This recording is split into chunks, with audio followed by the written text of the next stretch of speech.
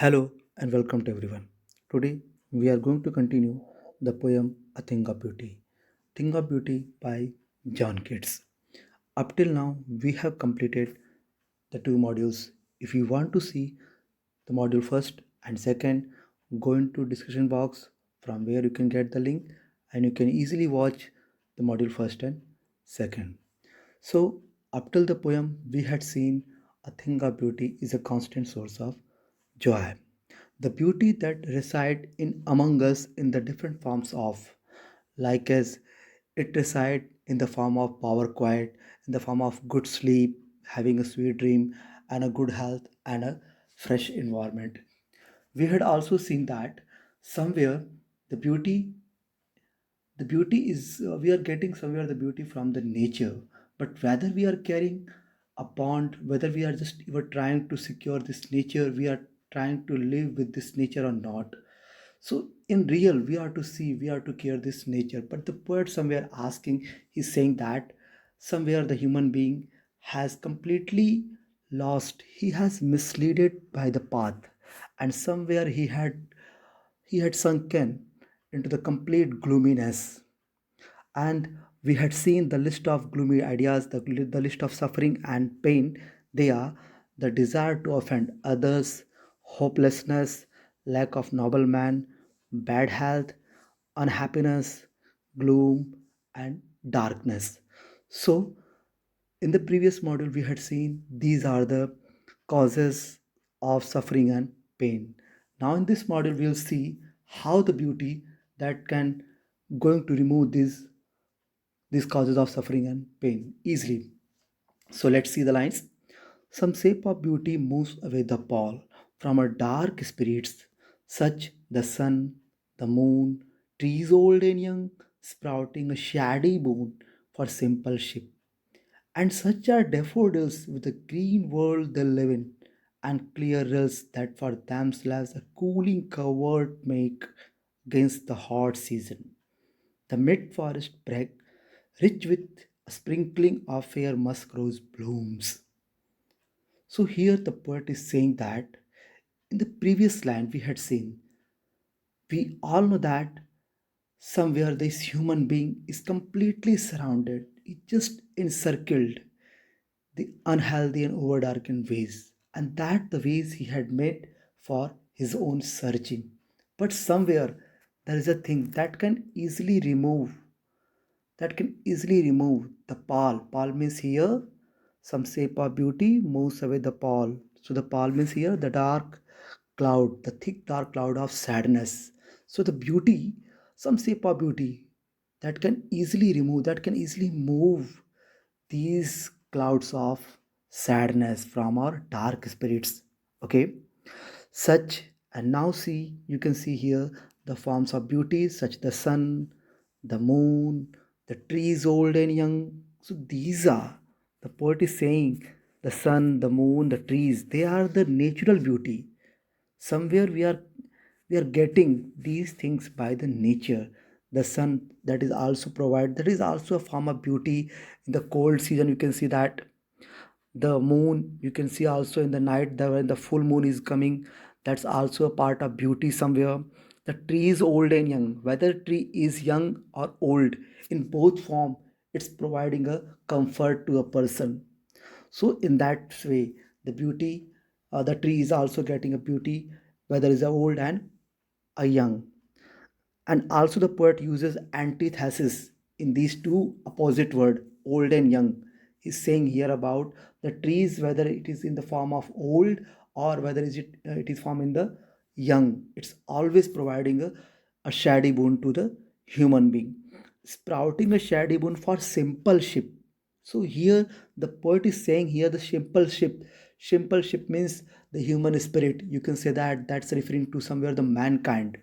Okay, so the poet is saying here about the mankind, in the form of simple ship. Somewhere the trees, they are also providing a shady boon. They are showering the shady boon to the human being, to the mankind, the sun, the moon, the trees. So in the form of this beauty, somewhere we are receiving the beauty by the nature, and such not only these things, The sun, the moon, the trees are beautiful.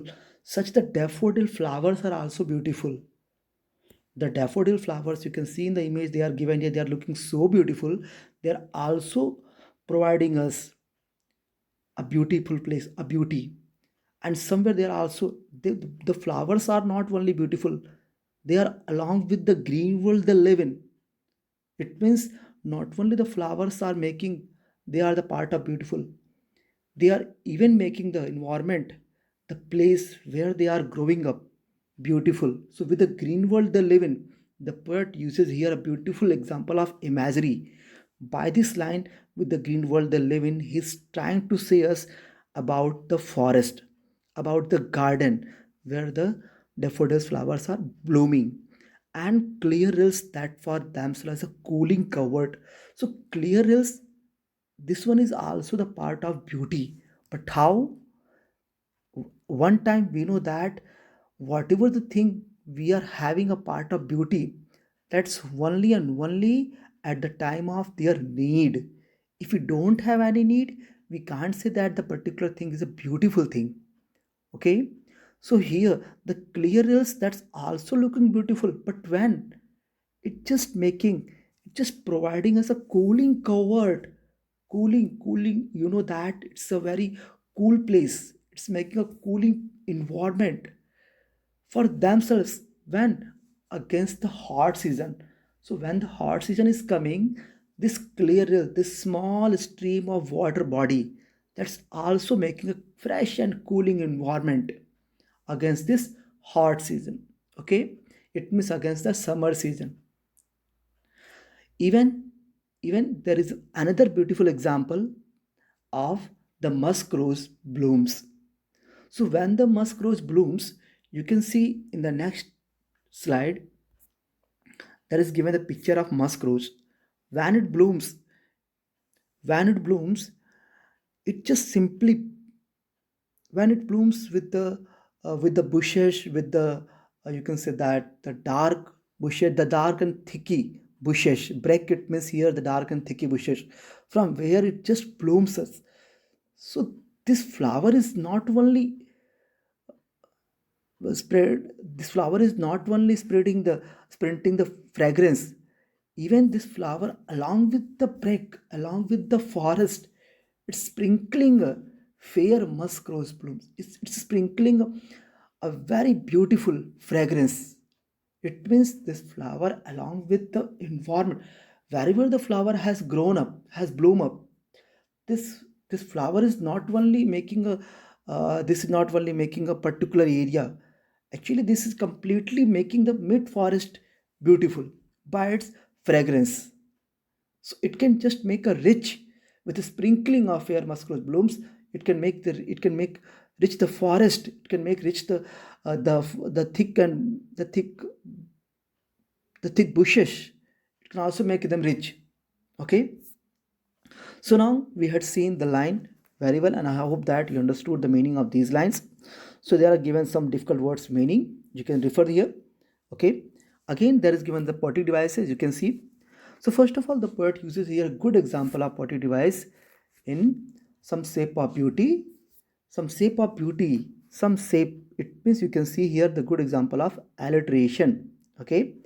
And in the dark spirit, the poet uses metaphor. The last in the previous model we had seen the example. Even the poet also using the good example of alliteration in the form of cooling covered. You can see the line given here that for themselves a cooling covered. So in the cooling covered, the repetition of C consonant sound. So we can say that there is also an alliteration. Okay, and now simple ship, the poet uses here is symbolic of innocence and divine beauty. This is the symbol of innocence and divine beauty. Even the mankind also, our human spirit, you can say that.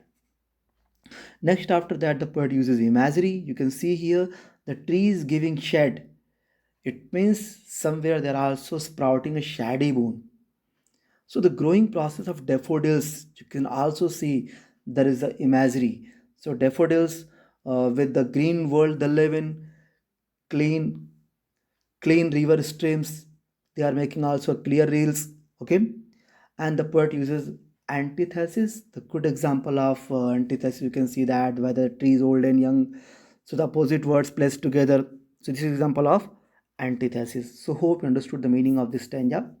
Now see the poet also uses the example of daffodils, and the example he uses daffodils, that one he gets from the poem of Wordsworth, Daffodils.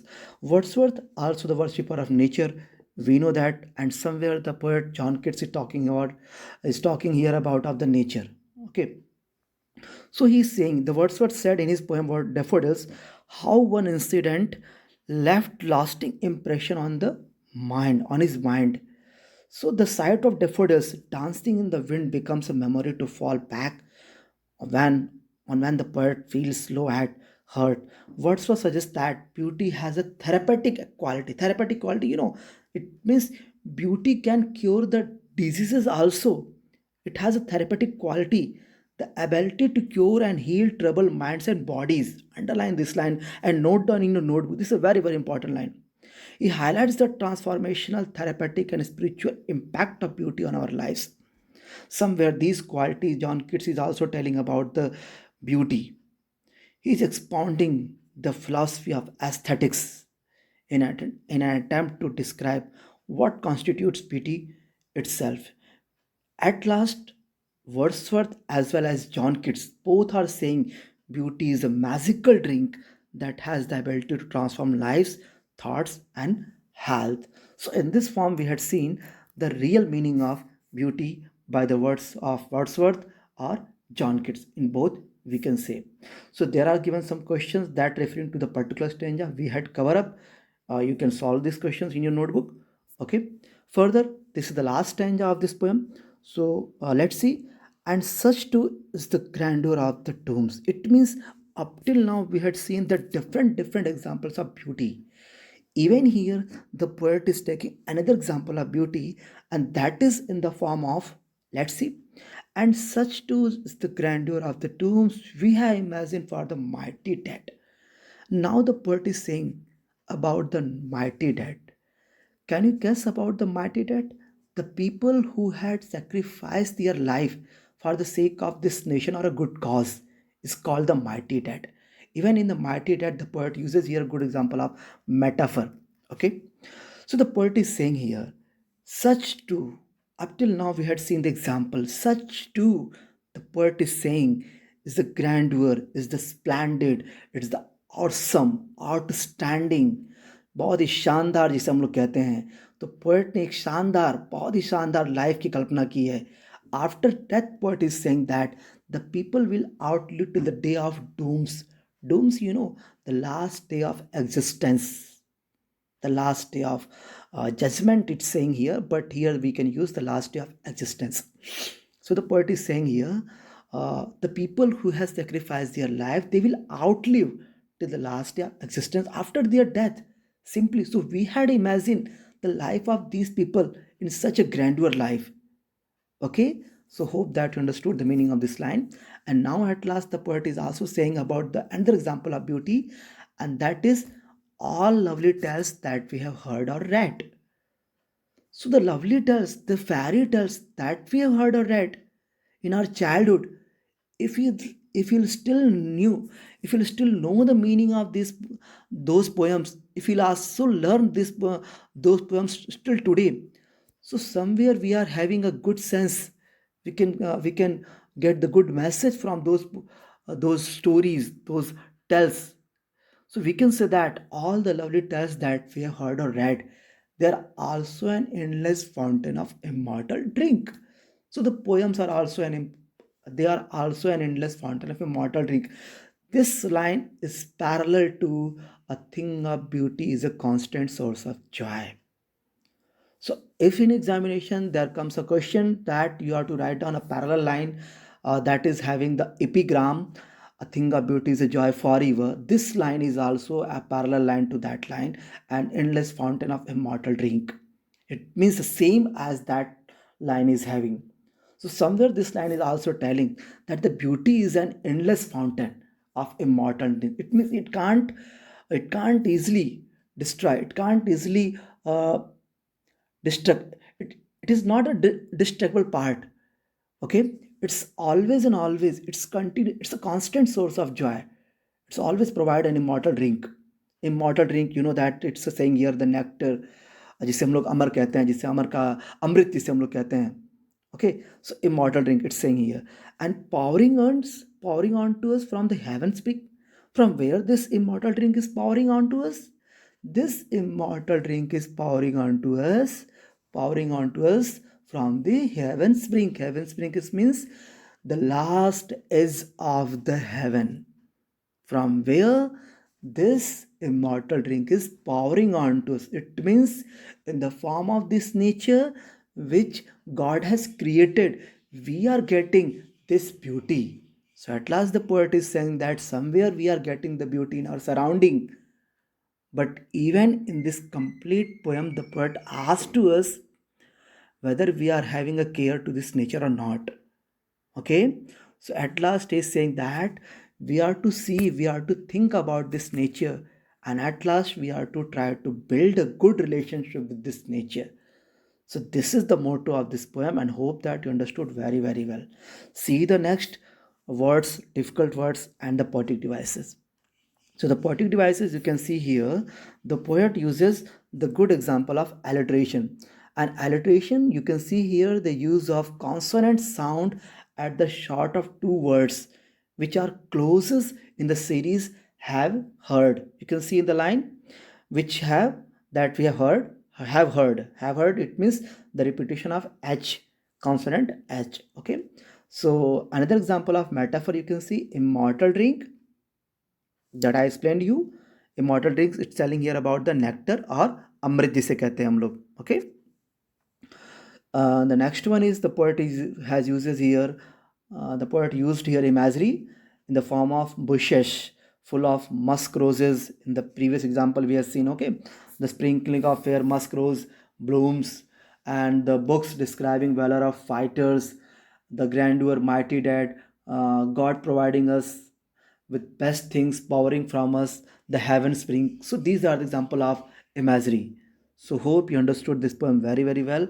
And now this is the time of some questions that you can see here. You can note down this question in your notebook. And this is the time of now you can see here the list of things they are providing the beautiful images, and they are, guess what, the sun, the moon, the shady trees, the beautiful daffodil flowers, the streams of water, dense green bushes of forest, ferns where fragrant musk rose grows, and then at last the tales of heroic man who sacrificed their lives. So these are the good example of beauty that we had seen here. Okay, and now this is the time of poem nutshell. So I am going to summarize the poem. After all, at last, please see. So beauty has the ability to transform lives. It can dispel negativism and dark thoughts. It can remove the negativism and dark thoughts. Beauty has the power, you can say that. Beauty can also remove the sting from our grief. It can help one survive even when there is a dearth of noble natures. If you have the lack of noble nature, still you can survive only with the help of this beauty. Or when one is surrounded by the hostile and malicious people, there is only one hope, and that's a beauty can help for a person to survive. Beauty has a positive impact on one's health. It can help steady the breathing and can give one a sound sleep also. So John Keats suggests that the beauty can be found everywhere in life. As such, he draws a list of beautiful things which include the sun, the moon, trees, daffodils, musk rose blooms, simple shape, and beauty can also be found in stories of the bravery, courage, and sacrifice shown by people who are not afraid to die for a greater cause. So, this way we can see the beauty. Even the poet is also having a warning, one warning, however, is that one should not get enthralled by earthly beauty, lest one blinded to the spiritual beauty behind it. It means not only the poet is here telling about this natural beauty, even he also talked about the spiritual beauty in the last line. You can see the immortal drink and the earthly, even the heaven spring. So these lines are telling here the spiritual beauty also. Wordsworth expresses the idea of beauty being spiritual in nature, and that the ultimate goal of appreciating beauty should be to appreciate God who created beautiful things for us. So Gates suggests that the beauty has a spiritual source when he implies that it flows from an endless fountain in heaven. Beauty thus is a spiritual drink, an immortal drink made especially for all mankind. So hope you understood this poem. If you really want to give the assessment, so please go on the description box. There is given a link. The link is also given here on your screen. This is the Google form, and you all should try it. You all must try to this test. This is very beneficial to you.